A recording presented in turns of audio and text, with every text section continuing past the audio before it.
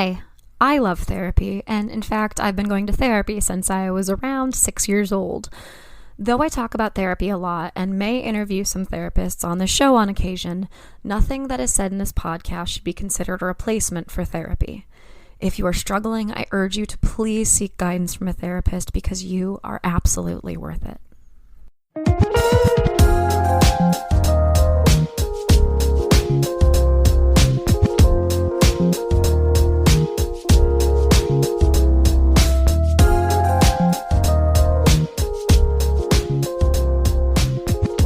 Hello, everyone. You are listening to Wine, Dine, and 69, a podcast about dating, relationships, sex, and self-love.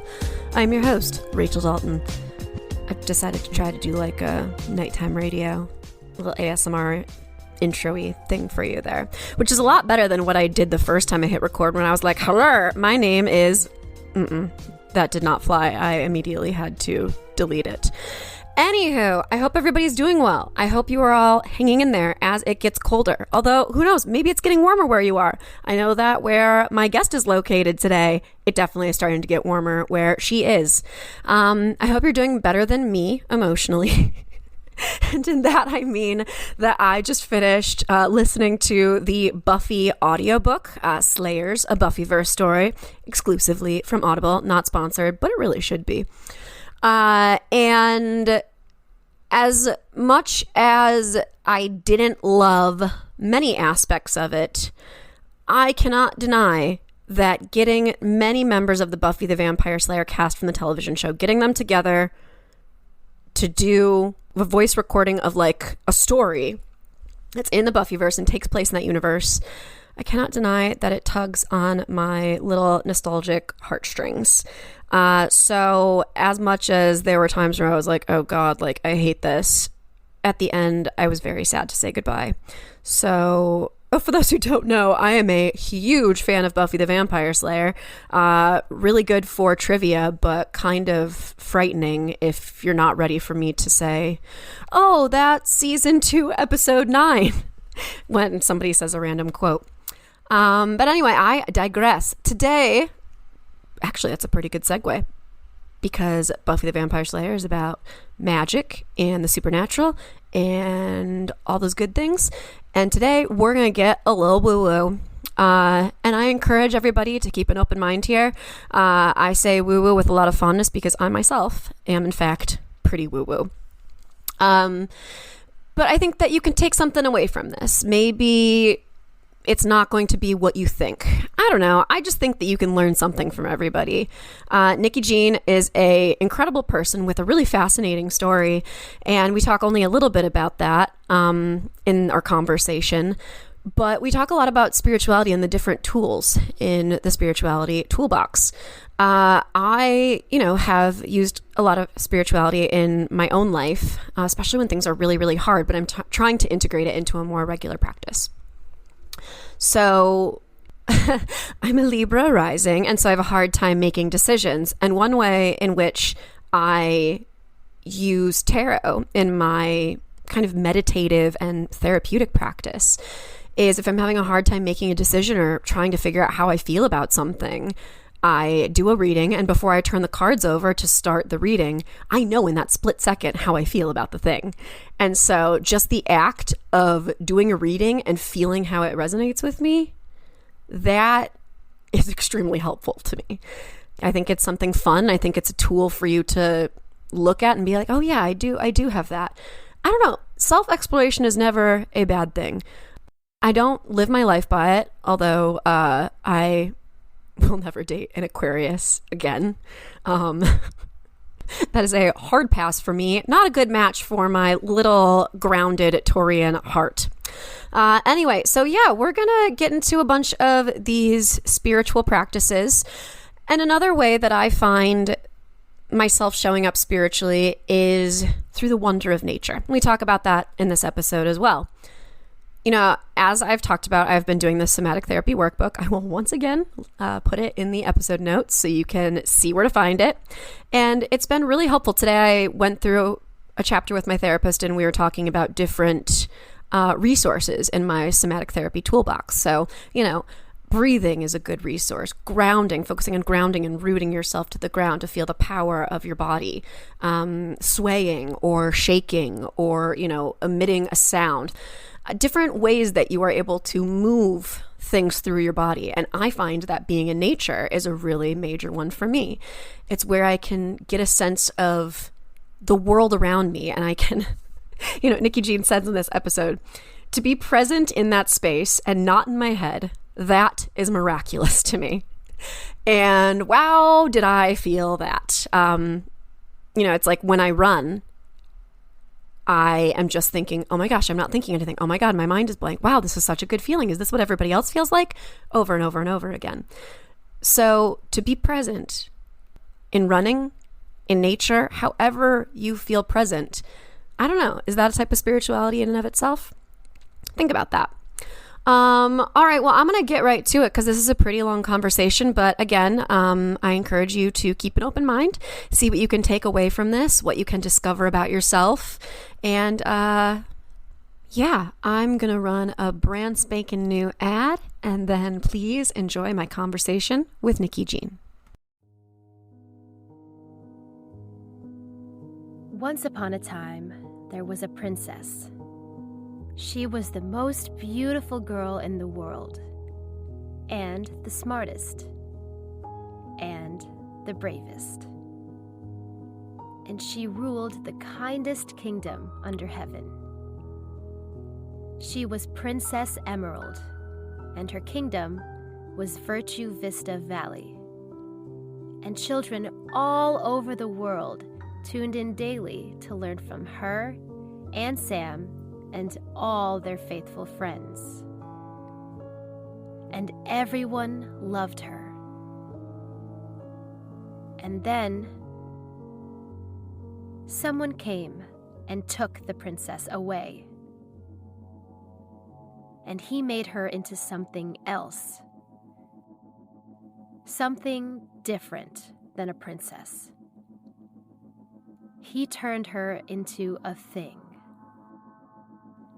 A thing that has haunted my dreams for the last 14 years. Because she wasn't just a princess to me. She was my sister.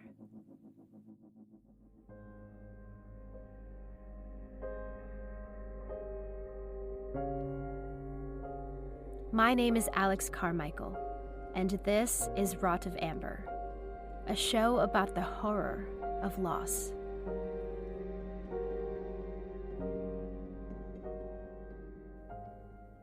Rot of Amber, a Weeping Cedars story, stars Renee Vito as Alex Carmichael, with Ashton Laurel as Grace, and Michaela Walsh as Emily Carmichael. The full season drops for patrons at patreon.com/weepingcedars at the end of November 2023, and weekly to the public during December. Be sure to follow Weeping Cedars on Patreon for the free accompanying short stories that release with each episode.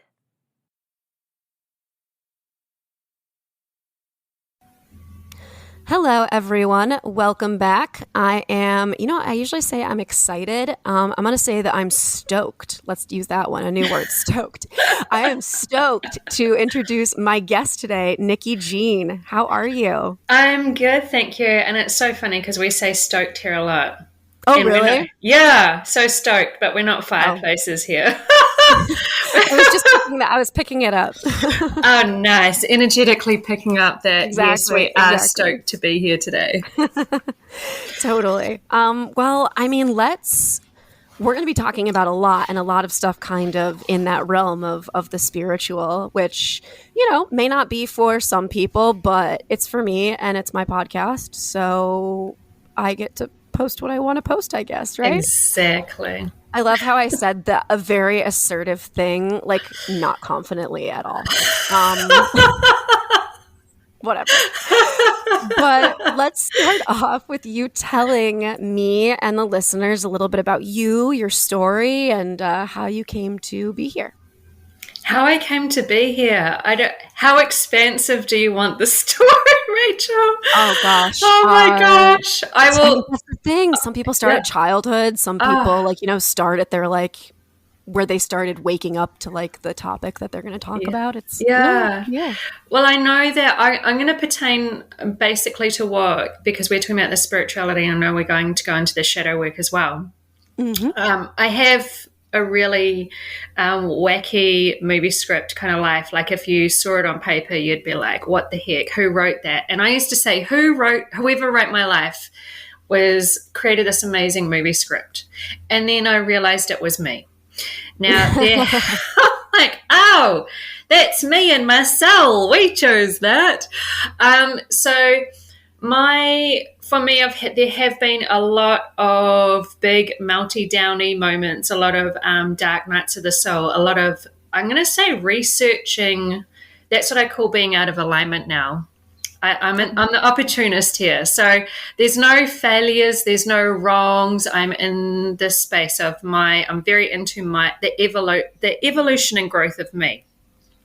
And in this excavation of the depths of the lows and the highs of the highs, coming into the center point of being in this beautiful balance of the divine feminine and masculine within me, and loving myself regardless if I step off on some researching, if I'm really zhuzhed up in the space of being in my expansive truth.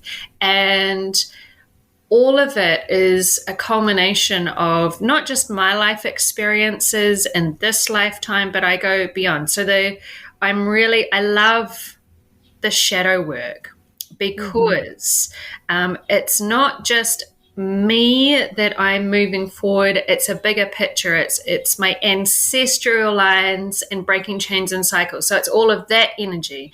It is wherever, like we talk about past lives, but there's no time. It's not actually past. It's all kind of bits and pieces happening here and now where you're active in that space. And because we're going through this beautiful ascension in humanity, and I'm for believe what you want to believe for however long you want to believe that for. Like I say when I'm talking about stuff, like this is what I believe now in this space, and I know that it's going to grow.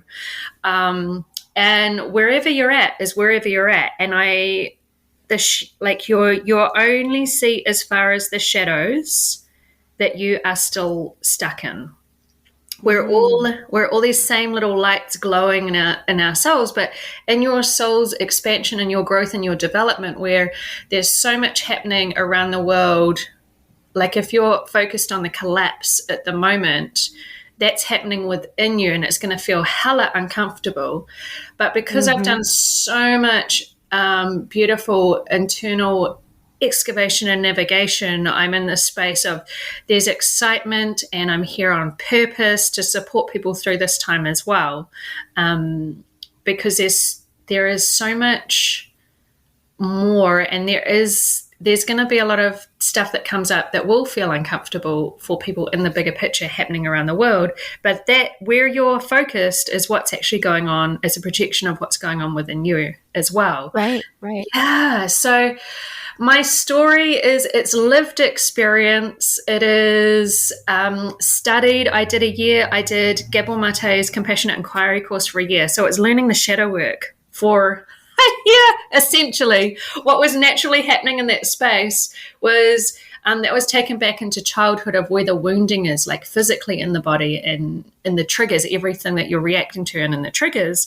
I was naturally going into the experience of the root of that in past lives and ancestral and beyond. So I love that sacred space and the growth, the reclamation of sovereignty in that space, because you've acknowledged that thing that's within you. You're not projecting it outwards. You acknowledge that thing that's active within you. You hold space for that. You nourish you honor you. You compassionately love that part of you, and that energy shifts, and there's a reclamation of sovereignty and all this wisdom and these soul gifts that you drop, like you forgot about yourself. You remember them because the air is cleared. So I love guiding people in that capacity. And then I do like there's that part of me, but I also love banter and just laughing about ridiculous dick jokes, and I love adventure and play and travel. Like my last travel was 9 years ago. I've just been feeling the travel bug recently. I'm like, Oh, yeah. I want to travel again. I sold everything. I was on my own, traveling on my own for the most part, and I was away for nearly a year.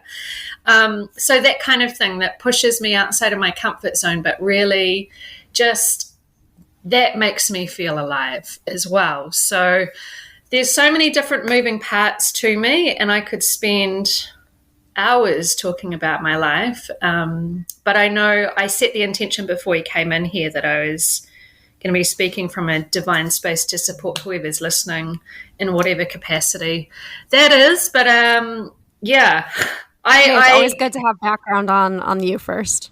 Yes, it is. I'm not just a voice. I was just saying to Rachel before, it's we're the voices. We're just these voices talking. I can't see her at the moment. I don't know what she's wearing. I don't know what she's up to. Actually, it's more chasing than usual. Usually when I'm recording like in my bed without pants on and like, like a glass of wine. I'm actually still in my office wear on my couch today. So wow, you're mixing it up there. I know, I really am. Business time. Exactly. But let's kind of dive into, have you always been spiritual? Is this something that you've always felt called to, or was there a certain like moment where, I know for me, like in my life, sometimes the moments where things feel the hardest is where my faith and my spirituality is the strongest. It's like, I don't think about it a lot on like a regular basis, but I remember like, 10 years ago when my mom had just been diagnosed with cancer, and like my boyfriend at the time broke up with me because like he couldn't emotionally support me through my mom's diagnosis. And I just felt, and I just graduated college and I had no direction, and I just felt like garbage. But every night I would go outside and look at the stars. Yes. And I would just marvel at how small I am. Yes. And I would just realize like what a gift to feel pain. And it's such a bizarre juxtaposition because I'm feeling such pain, but then I'm also feeling such wonder and faith and spirituality at the same time. It's funny how that works. Have you had similar experiences? So for in the space that I'm standing now, I believe we're all spiritual in whatever we believe in our capacity. For me, it is coming home to you and your truth and that inner guidance that you were talking about. Like there's that pain. There is the feeling, you're feeling alive because you're actually immersed in that space. And the spirit, like the lens that I look through spirituality at the moment, it's always been there. So I saw, when I was a kid, I saw something like move through the window, like my first active recollection.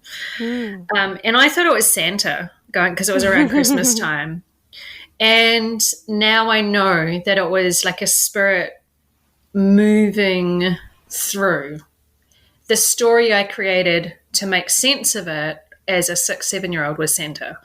Sure. And one of my first active dreams was that I remember was, do you remember He-Man? He-Man saved me from a like falling cliff. I look back. Don't. Oh my gosh. Masters of the Universe from I'm a child of the 80s, but now I know like that was me trying to make sense of that. But now I know that for me, that symbolizes Archangel Michael supporting me in that space. When I remember 9, and I've got this story on my website. When I was 9, looking up out the window at the stars, but like going, I'm sure there's more to life. I'm sure there's more than just me here.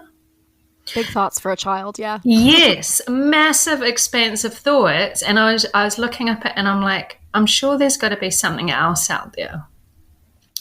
And it felt very expansive in the universe, but very much like it felt true for me and home. And in high school, I would there was one crystal shop I loved hanging out in. I did join a meditation group, and I was also going through my own like big depths of depression as well. So it was that navigation of the expansive, just like what you were talking about, like this expansive wonderment and spiritual, but also in the depths. And every time there has been the depths of the big messy moments, it's been an unraveling. And I look at it now, I'm like, that was so on purpose. It was like a death, like it's called a dark night of the soul. And I've been through a few of dropping off everything. I've learned so much in those spaces to the point where I love and appreciate what I have experienced, even if it's been really freaking gnarly, to know the wholeness, know my capacity. And I was just writing, I channel all of my posts that come through for social media, and one of them today, sharing, was about even in my darkest nights and hours, there's always been a glimmer within me. And there's something that's led me to follow that guidance. So because I've had some really like epically gnarly humaning experiences, that's shown me the capacity of who I am and allowed me, because I've made a choice. We all have a choice. And I'm an opportunist, and I am not one to sit in the depths of like victim space. I want to move through those spaces so I can receive the wisdom. And that's all through that is so active within my gene keys and human design charts, which is like, that just lights me up as well. Love human design. Yes. And it really, everything that's happened, and I'm talking widowed at 27, and all of those things at the depths of grief have allowed me they've been quite spiritual experiences. And now I look back at that with appreciation, because the way I see life and death is completely different. And the depths of where you think that you don't know what's going on, everything's falling apart, and you're like, how do I move through this? Or what the heck's going on? And you have to surrender. You have to be in the thick of it. And that is what really supported me. There's been a lot of big grief in my life, and that's surrendering in that space and being in it has allowed me to move through it and receive the wisdom and the gifts that came with it. And I love that. Yes, it makes so much sense to me now, because I see it from like a very bird's eye perspective. And in the last couple of days, I've been reflecting that I haven't given myself enough credit, for me, like that, celebrated, like, yes, I have achieved all of these seemingly impossible things. And there's always been something inside of me. So life did happen, like university and party life and all of that researching and excavation. And it's been the big griefs, the big dark nights of the soul that have brought me into coming home to me. And so everything for me in my life, it's a spiritual experience in the wonder and awe and miracle that it is. Even the way I can sit and there's a bird that just comes and sits beside me and is singing, or a butterfly flies past, that is a miraculous experience for me. Absolutely. Yeah. And to be present in that space and not in my head creating stories is miraculous to me. Yes. I can relate to that, those moments. And it's funny because the moments that I am able to do that are, like you mentioned, a butterfly or sitting by a river, very simple moments of life. Very, very simple. Yes. But you work with different mediums? I mean, you mentioned like intuitive guidance, you Yeah. mentioned channeled messages, you mentioned gene keys, human design. Tell me a little bit about the different ways that you, operate spiritually. Um, in a way that's very unique to me. There you go. Sure. It's taken a lot of trust to be in this space. So yes, there are elements where mediumship comes in, and I did some live readings last night in my Facebook page group. And to begin with, it's mediumship. So it was people that had come through that had transitioned over, and it was a person that had transitioned over in the last week had come through for this person who was there. So it's passing on those messages, but also there's psychic abilities, but because there are so many different possibilities and we all have free will and choice, there's no absolutes, because you get to choose so I can see a possibility for someone. The way I line up is with the highest possible, like the highest vibrational timeline outcome. I go for the top, and that's what I see the potential with in other people. Like I've had higher selves from people hanging out with me and souls going, hey, and I'm like, what are you up to doing? And so there's the things that I find that come very, very naturally to me and easily is I read energy very deeply. Like I dive right in. It can be multidimensional. It could be happening wherever. It comes so easily to me, and where people are stuck, where their shadows are. And I've come into a space of divinely guiding people through of like a space holder. So without running away in the story, without creating something new, without making something wrong, of sitting and being with what the stuck part is. And it's so delightful to take a client into a space where, say, it's their ancestral lines, and that's their great grandfather, like going to that element. And then they're sitting with that ancestor who's the one that's having that emotion, like the stuck emotional experience. And I'm just guiding a couple of questions that have actually come up through the client's energy. It's not my question, it's just come up through me. Sure. And gently guiding that. And then this emotion goes, and then that ancestor moves on in their journey, so they're in freedom. And then all of this wisdom and sometimes there's spiritual gifts that are handed over too, which is so beautiful, and this wisdom drops in, and the client feels this energetic shift in their body, and it's phenomenal. And the way that they see life, they're not operating from that wounded part. They're seeing it in a new experience. And then after the sessions, it's not just in the session, but it's beyond that, where this new wisdom drops through, and this all of these ideas, and this just more connected with self, which is connected with everyone else around. And it's such a beautiful dance in that space. I do distance clearings and healings wherever in the world, and they're all via donation, and I tap into the energy because I've been given permission, and I clear that out, and people feel that across the other side of the world. And it's the feeling and the way that life is so different afterwards. Because when I'm working because it brings in the holistic, like the psychological and the spiritual, it's the wholeness of you, using your body as a navigation tool. I've had clients have had physical pain in their body, and we speak into that pain, and it's something from childhood that's stuck there, and the pain leaves.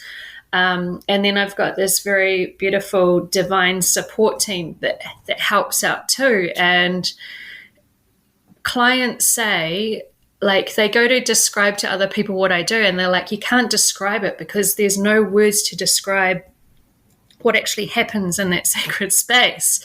But the shifts and the changes are phenomenal, and you've just got to experience it to know that. And it changes the trajectory of people's lives in the way that they are seeing and manifesting and creating from their soul's purpose in alignment with them, and feeling like I often have clients who are like, I feel so at peace or an unconditional, I feel love. I just see love for everyone. I'm like, that is so miraculous in this space that they have come, they were open to be in this really high vibrational energy and operate. And that supports not just them, but it's like a lighthouse shining out.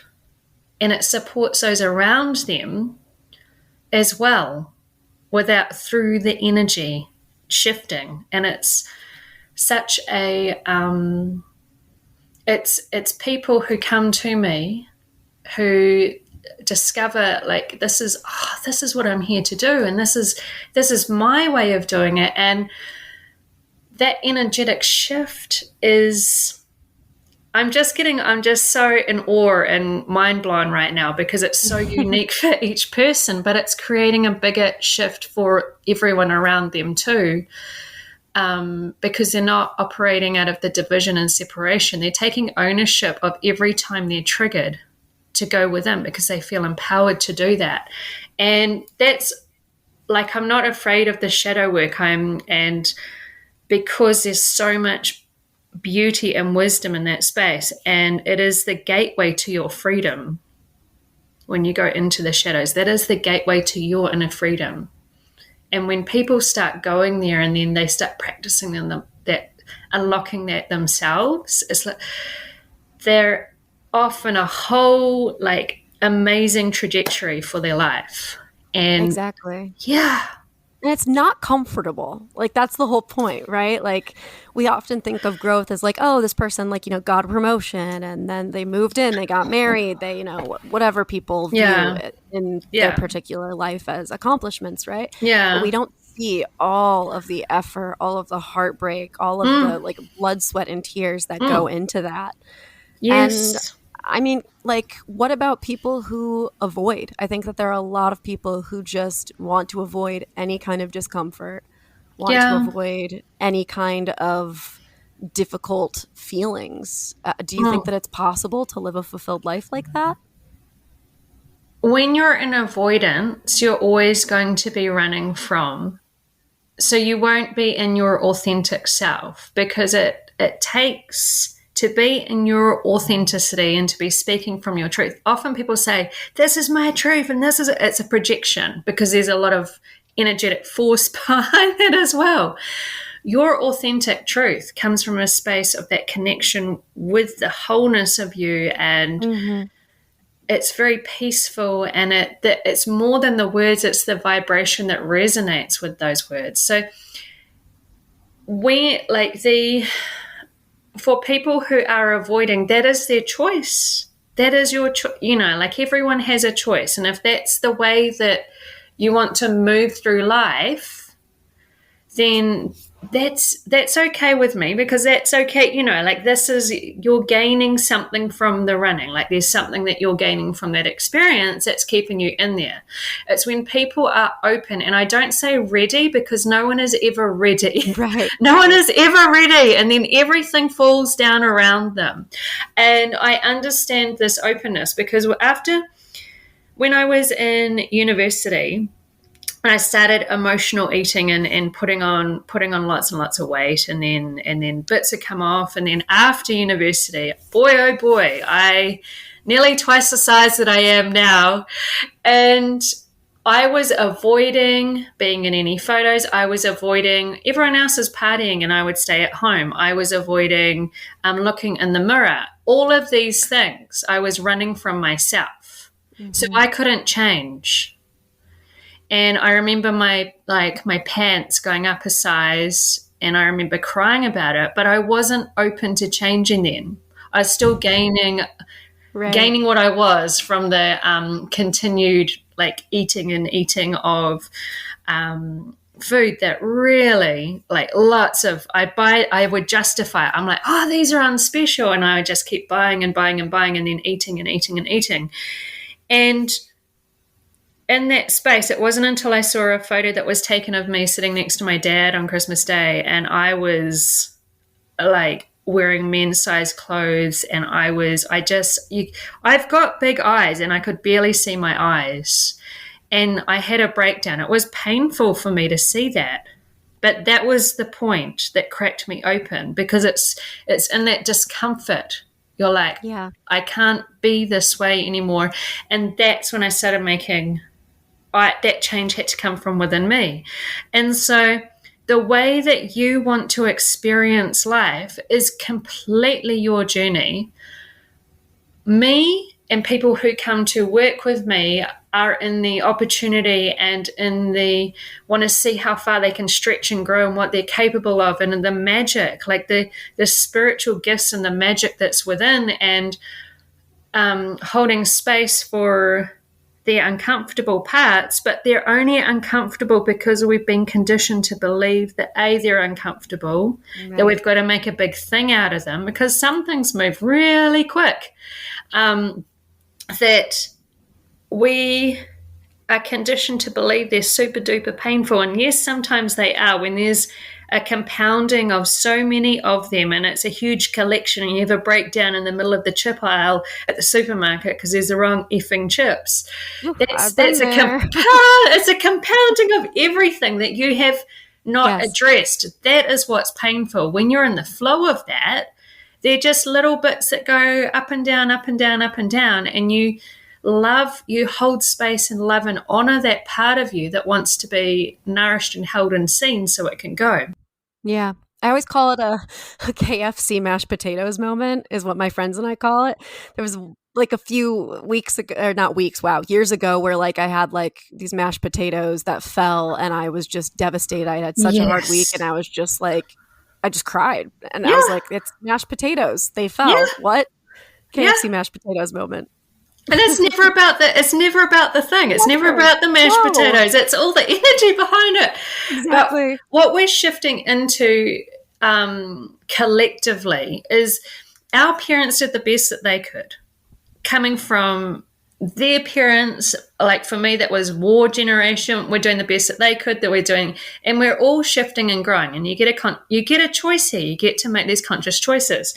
We're going through the shift now that we're realizing that, like for children, cutting off their emotions when they're experiencing them isn't helpful for them. So when you was, from what I understand and feels so alive and true for me, is that when we were small, and even if you fell off your bike, and whoever is holding space for you isn't even able to hold space for themselves. So they might have disregarded the motion, told you to get up, be brave, carry on, whatever, that stopped that emotion in that space from moving. Yeah.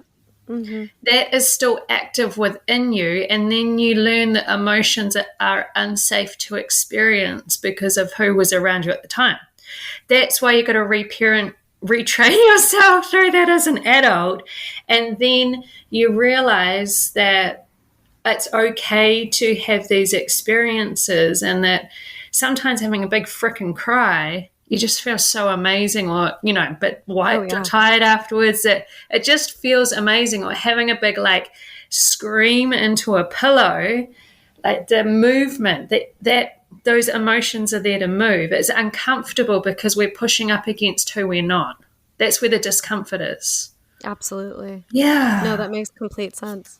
It's just quite... Carry on. I'm just grabbing a water if you hear a gulp. Oh, sure. No problem. No problem. I guess I wonder about, so when clients come to you, people come to you and they say, I want guidance, like, how do you generally start with their shadow work journey? What are the steps that you guide them through to get them started, or to get them, more open to that journey? So when people come to me, I share a lot of tidbits on my social media. And then when people work with me, it's such a personal, I don't do a cookie cutter kind of like, this is how I do it for everyone. Sure. There's a lot that comes through that is information, like that I'm sharing with each person, is like your triggers are never about the thing. Your reaction is never about the thing you're reacting to. Exactly. It's got an energetic paper trail. But when I'm with someone, I'm not telling them this is how you do X, Y, and Z, because that's coming from me. In the together, when I'm guiding, I'm walking alongside, the question prompts are coming up, that when clients are working with me, they're learning what feels good for them and how they're going to move through their shadow work. So, and that's various, it changes. And because in between session, I have support where clients can voice message me, and if they're in the middle of something, and then I'll talk them through with some journal prompts or hold space for them, that they're learning to be, like they're learning that it's safe to experience that part of themselves, and then they start to cotton on through the questioning, the lines of questioning and the curiosity, or when I'm with someone, I'm reading the energy and I'm like, how do you feel about journaling this out? Like, it's coming from them. It's not me telling them what to do, because for me, it's so important that, like, I clear it. It's like the clearing of the way so people can see and feel into their wisdom of what feels correct for them. And that authenticity means the world to me. That lights me up, because I'm not here to tell anyone else what to do, but I easily read the other person's energy. And there's so many different modalities in that way, like journaling, or a lot of trauma, which is stuck energy, disconnects you from your body. So a lot of embodiment activities, like yoga's helped me move through some stuff without thinking in my head. Breath work, there's dance, anything that's reconnecting you with feeling into your body so you're not escaping from it. So I do bring bits of knowledge in from my study of the study's been prompts, and then I channel more to add to that, or I have crazy life story experiences so that people understand in these anecdotes. They're like, I get that. Yeah. Radical empathy, totally. Oh, yeah. And so it's finding what feels good for you, even drawing, or for people who need the movement, like the fidgeting in the hands, like even clay or a mud, or just that movement of energy, going to the beach, people who need stillness, sitting in the sun. There's so many different ways of being, and often that will come from within inside you. This is my step, and it's empowering people to listen to their intuition as well, because that has been conditioned collectively to listen to voices and to think outside of yourself instead of feel what is in alignment for you. And that's where our disconnection has been. Definitely. Yeah. And what does that feel like when you get when you're feeling something from a client? What does it feel like on your end? When you get a hit that's like, maybe this would be, or does it just feel like a thought that you have that just zips into your head? The way that I operate, because everyone's so different with how they operate in this space. So I have an open emotional center. I'm an empath. So if there's some emotions rising in me when I'm with a client, I'm like, I know.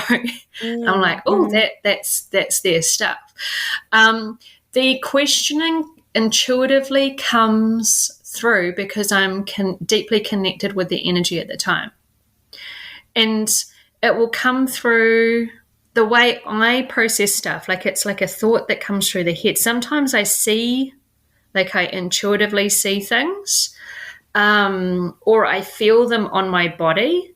And so this is where it brings in my woo-woo skills as well. Sometimes I've smelled things, I hear things, or it'll be a song. There's so many different ways. And I'm just, the questions, it requires a deep faith and trust in yourself and what you're receiving from the other person. And there's a lot of practice to get to that space. And this trusting that what's coming up, I'm just so in tune with the person there, and I'll ask questions so that they can respond. And often they'll be yes or no, because if there's a a wounding going on, I'll be, did this start in childhood? Mm-hmm. Truth, did it start in childhood? Is it beyond past life or ancestral? And then we go off, and sometimes it's both, but I'm getting them to answer so that they're feeling into their intuitive hits and they're guiding the session, because your healing comes from you. Definitely. It's like I'm a mirror. I'm not here to tell you what to do. I'm just here to show you, and that's my magic. It's part of my genius. It's what comes so easily. So depending on the client as well, and whatever they've come in with and brought to the table, that's the proverbial table. And each person has their own way of experiencing things, and because we all have that within us in our internal navigation system. But also at the same time, we're going through this evolution and this expansion of this. So more beautiful woo-woo stuff is coming in too. It's like there was about 6 months ago, I was at the beach and I saw someone, and I had this like really, it was an ugly thought when I looked at them, and I was like, that's not me. What's that about? And I had this new thing open up for me to realize that I saw a thought that either the person had left in their aura that they think about themselves, or that someone had thought about them and dropped into there, and it was active in their aura. And I was like, whoa, okay. So I can do this now. Okay. New skills unlocked. Yeah. And it's the more, so when you go within with your shadow and you let go of that old heavier energy, you're activating and unlocking this new stuff that comes through. It's a dance, Definitely. And that's another reason why I love doing the shadow work. It's because my spiritual gifts expand as well. Yeah, I was kind of going to ask about that, because like you're picking up on so many people's energy. Like, how do you protect your own energy and like keep yourself emotionally like centered throughout all of this? That's a hot ticket roller coaster ride. So I was like, you'll notice children who are so open, and then they get in trouble for their emotion, and it might be, like they are unaware because they're naturally being themselves, that they're picking up on what's going on around them. And you'll notice that in children, and that, that's where the conditioning comes in too for people who are unaware. For me, because mine's in the evolution of it as well. So, and because I have the ability, because when I'm being all up and shiny, it shines a light on all of the the dark buddies out there. I have the ability to move on entities or spirits that are, like they're a little bit stuck, that's part of my gift. It hasn't always felt like a gift when I can see some of that stuff, but it's all part of my soul's evolution. And so when I'm out and I'm not, because there's the law of free will and choice and the law of non-intervention, these are spiritual laws of the universe. So I really adhere to those, because there's like karmic repercussions if I go, move beyond that.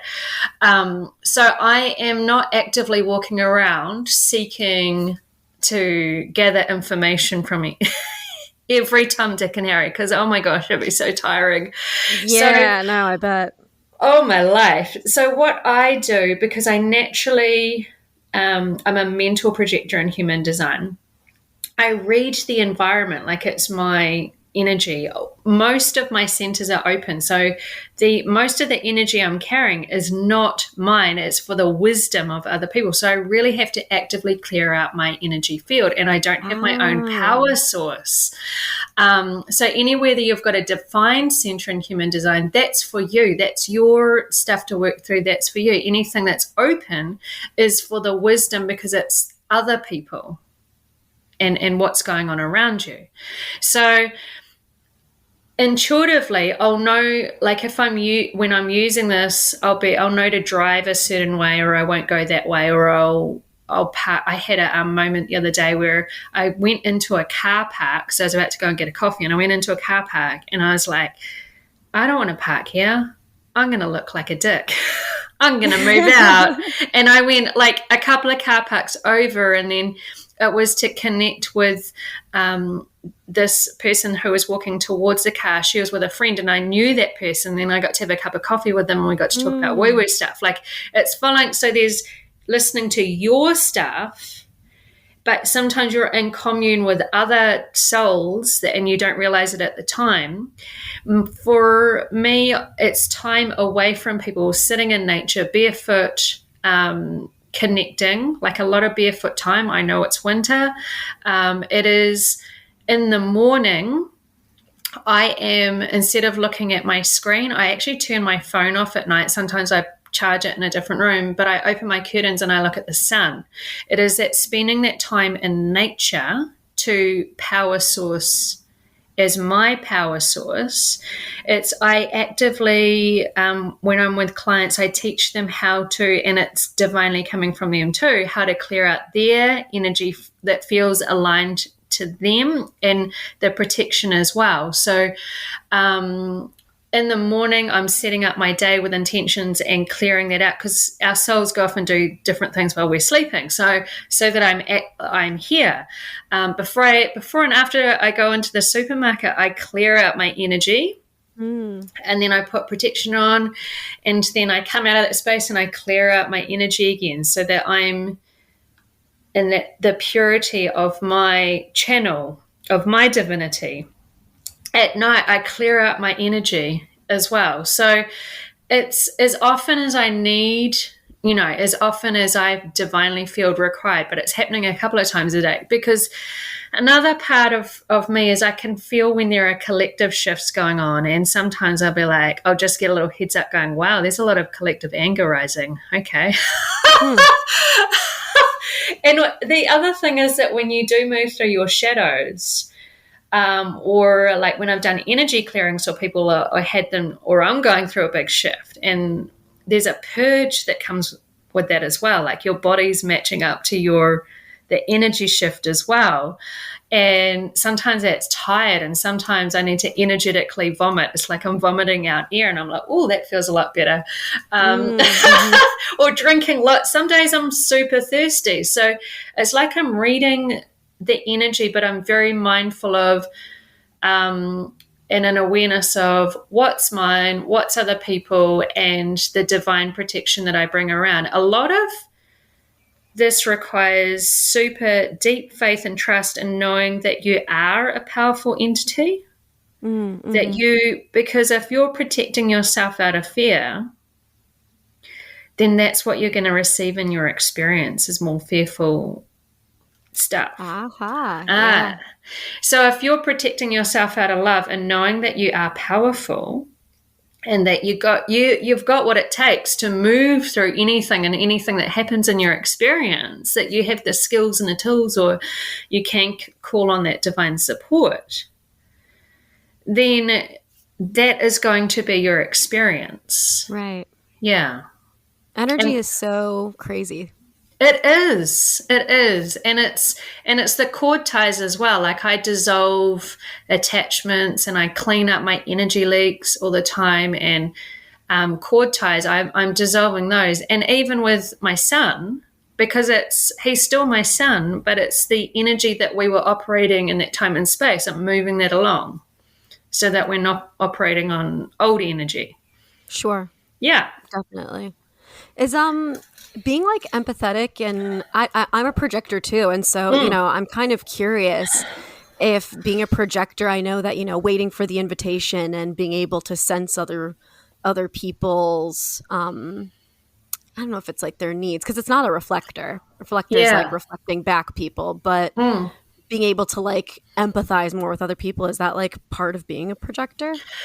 If you have a closed emotional center, if you're an emotional authority, you'll go through those emotional waves to make your decisions, and that's for any type in human design. Okay. So But you can have knowledge of what the other person is going through. It's like you have knowledge of what the other person is going through in relation to you and where you're at with your emotions.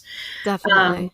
I still have my emotions come up from unresolved wounding, but I also feel, for example, if there's someone that is angry around me, and anger is a secondary emotion for deep sadness or fear. So in that space, Yes. and I've been in trouble with people before when they've been angry and I have tears coming up, and they're angry because I'm getting sad, but they're angry at the part of themselves that they haven't acknowledged within themselves, and they're not in the conscious awareness to go there, but I'm showing them where they're at, but they're seeing it as me, but it's actually them. Yeah. There's this great quote from this play that I saw in college that my college did, and it's hate is love that's been injured. And I think that definitely speaks to this idea of like when we lash out and there's a lot of anger, really there's deep wounding behind There that. is. And the most sensitive people are and aware people that are most hardened. They've had to, it's been generations of building up this energetic armor. And to move through these shifts, like like from my perspective, what's required for individuals, because I've been saying for years, if everyone loved themselves, the world would be a whole different place. It would Totally. be. And when you honor, what happens when you honor your inner shadows rising and you hold space, there's no judgment, or you're in awareness that you're doing a habitual thing or a coping strategy. Like for me, it's buying a block of chocolate, and if I'm in the pantry while my son's in the shower and I'm like mowing back like a couple of lines of chocolate, I'm like, oh, there's actually something going on here for me, and it's not about the chocolate, and I exercise compassion as opposed to judging myself, because the judging, the blame, the shame, the guilt, the ostracization, the shooting on is you're creating that division within you away from the connection and love and divine that you are. So getting curious and being compassionate and holding space for yourself is going to enable you to do that with others, which is going to support their growth. And then when you're in that space, that you're seeing that everyone's this beautiful soul, and we're all connected, and that whatever they're going through is wherever they're at. And I often tell clients, like, if you're triggered, that is your inner work to do. And if you're all shiny and doing whatever the heck you're doing that's in alignment for you, and someone else is triggered, that you know that that's their opportunity. But if you're triggered by their trigger, that is both of your work to do. If you're needing anyone to be any different for you to feel better about yourself, that is your work to do. If you're attached to how something needs to play out for you to feel better, that's your inner work to do. So these triggers can get real, Definitely mine. real sneaky, but it's anywhere. It's basically out of alignment, in alignment, in love and fear. Like, you can break it down to the most simplest forms, but the more that you see the love and truth of who you are, and the connection, and that we're all moving through life in our growth, and that from a space of inner peace, the more capacity you have that to see within another, which is going to support their shifts for holding space. And knowing that any trigger is an opportunity. Any trigger is an opportunity. And sometimes, like, there can be the most lovable assholes that come into your space. And later on, you're like, oh my gosh, I'm in so much appreciation that really shitty thing happened, because then I got to love myself for this. And then I love that person for basically wearing that character for me to get to this point. This is where you expand into. Yeah, it's a good way. It's a healthy way of looking at that. Sure. So that's why I love up on all of that. Yeah. Yeah. Well, are there, coming up on time here, but are there any, like, wow, I need a glass of water now. Are there any last like things that you want to share, whether it be like, messages that you think that the audience needs to hear, or last thoughts about shadow work, or just general like life or spiritual advice? Do you have any last thoughts? In all that we're going, I'm just going to channel something through. In everything that we're experiencing right now, there is divinity within each situation. There is divinity within you, and you have what it takes within you to move from the depths of the density and transmute and transform that into the highest version of you, but also each and every situation. And everything that's going on in your experience, anything that is uncomfortable for you, things are crumbling, things are collapsing to support you in your growth. And it is hard to see at the time. And it's guiding you home to you, to listening to you, to letting go of those layers that no longer serve your purpose. And earlier this year, I was on a guesting on another podcast, and this beautiful analogy came through of it's like being on the beach in the middle of summer, wearing all of the hand-me-downs of wherever you've lived, of all of your ancestors, and blaming the sun for feeling hot. But you're the one that can take off each item. And guess what? You get to choose a new outfit. Because you're the one creating your story.